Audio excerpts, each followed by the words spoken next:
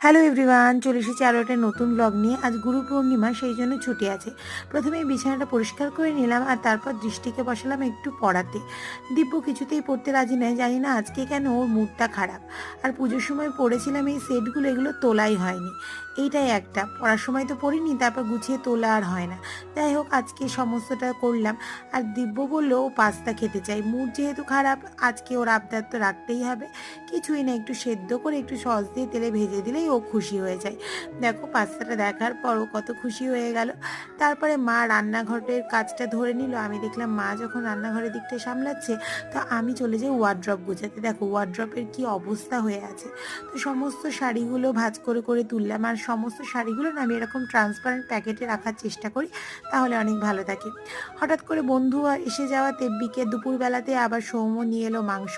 আমরা ছেলে মেয়েকে খাইয়ে দিলাম, তখন সৌম্য রান্না করলে, তারপর মাকে খেতে